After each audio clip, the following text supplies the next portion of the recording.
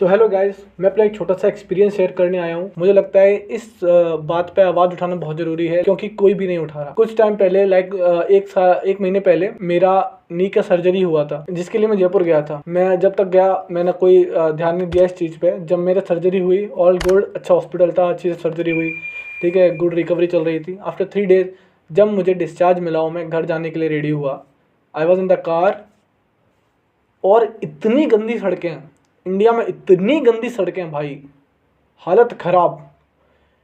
मतलब मेरा जो ड्राइवर था ना, he was crawling the car. Okay, वो कार को मतलब रगड़ रहा था, इतना स्लो चला रहा था कार को वो, इतना स्लो, स्टिल इतने ज़्यादा दचके, इतने बड़े बड़े गड्ढे कि ए भाई एक टायर यहाँ तो दूसरी गाड़ी ऐसे हो रही है, ऐसे हो रही है, ऐसे हो रही है।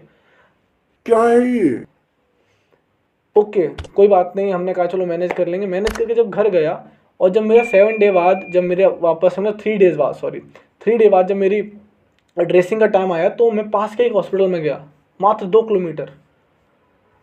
वो 2 किलोमीटर इतने ज़्यादा भयानक मेरे लिए, इतने ज़्यादा भयानक।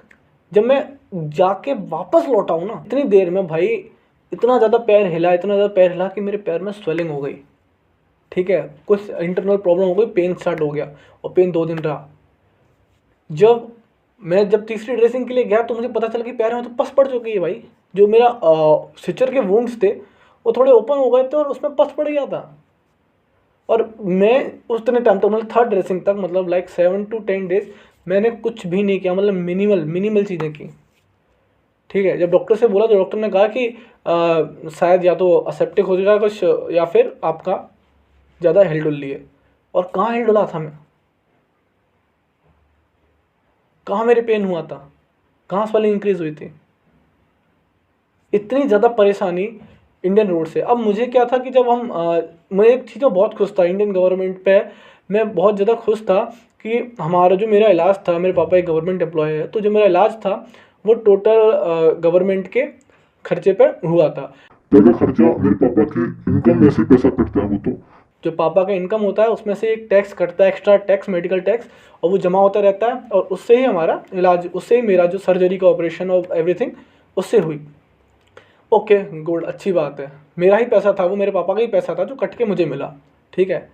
बट क्या करूँगा उस फ्री सर्विस का, नहीं क्या करूँगा उस फ्री सर्विस का। मतलब आपने हॉस्पिटल में मुझे फ्री सर्विस दे दी, मैं सड़क पर उतरा हूँ, दिक्कत हो गई सड़क पे, प्रॉब्लम हो गई सड़क पे। और सड़क पर क्यों उतरा मैं 3 दिन बाद? क्योंकि आपके ही प्लान में, मतलब जो गवर्नमेंट है उसके ही प्लान में सिर्फ 3 to 4 डे का स्टे होता है एक हॉस्पिटल में, उसके ज़्यादा कर ही नहीं सकते आप, उससे ज़्यादा स्टे ही नहीं कर सकते आप भाई। मेरे पापा की इनकम में से टैक्स का पैसा कट रहा है, मेडिकल का, और उसकी विलम्ब 3 दिन। और अगर 3 दिन बाद बंदा, चलो ठीक है अच्छी बात है, सब लोगों को ज़्यादा नीड नहीं होती सर्जरी के बाद, 3 दिन बाद डिस्चार्ज होकर बंदा घर भी जाएगा तो सड़क इतनी ख़राब है कि बंदी की हालत ख़राब, और कोई ध्यान नहीं दे रहा, कोई बात नहीं कर रहा इस चीज़ पे, कोई सबने इसको जनरलाइज बना बैठा है। क्या करूंगा ऐसे फ्री सर्विस का मैं? टैक्स तो मैं सड़क के लिए भी देता हूँ ना, टैक्स तो मेरे घर वाले सड़क के लिए भी देते हैं, तो उस टैक्स का कहाँ जा रहा हो टैक्स। तो हमें इस चीज़ पर बात उठानी चाहिए, हमें इस चीज़ पर थोड़ा सवाल उठाना चाहिए, सरकार से पूछना चाहिए कि भाई एक पेशेंट की नज़र से देखो, एक सिटीजन की नज़र से देखो कि दिक्कत आ रही है। उसके बाद जब मैंने और ज़्यादा चीज़ें देखी और चीज़ें इसके बारे में, सड़क के बारे में, तो इस सड़क दुर्घटना से कितने लोग मर रहे हैं। और इसीलिए नहीं मर रहे कि वो रेकलेस ड्राइविंग कर रहे हैं, या फिर कोई मोड़ आ गया, या फिर किसी ने दारू पी रखी है। वो इसीलिए मर रहे हैं क्योंकि सड़क में गड्ढे हैं। मैं कजाकिस्तान आया हूँ, 4 दिन हो गए, और मैं कजाकिस्तान आया था फर्स्ट टाइम 4 साल पहले। उस साल से अब इस साल तक 4 साल में मैंने एक बार भी किसी सड़क को रिपेयर होते नहीं देखा। 4 साल पहले सड़क डाली थी, अब तक वही सड़क चल रही है। और अगर थोड़ा सा भी गड्ढा हो जाए ना, उसी दिन चेंज होती है चीज़, उसी दिन।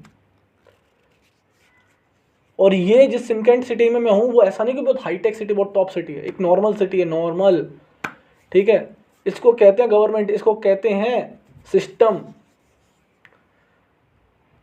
खैर क्रिटिसाइज करने से क्या होता है, मैं तो अपनी मन की भड़ास निकाल रहा हूँ, पर मुझे ऐसा लगता है कि इस बात पे कोई बात ही नहीं कर रहा, ठीक है। So people should aware about this, एक पेशेंट के नज़रिए से भी देखना चाहिए लोगों को, ठीक है। सो आई होप इस वीडियो से कोई फ़र्क पड़े। मैं एक छोटा सा यूट्यूबर हूँ, तो मुझे इतनी उम्मीद नहीं है, लेकिन स्टिल अगर कुछ फ़र्क पड़ता है समाज पे या फिर लोगों पे इसके बारे में थोड़े जागरूक होते हैं, तो it's a win for me. Thanks for watching. Please do subscribe and like my video, क्योंकि इससे मुझे मोटिवेशन मिलता है और आपको एक quality content. Meet you in the next video.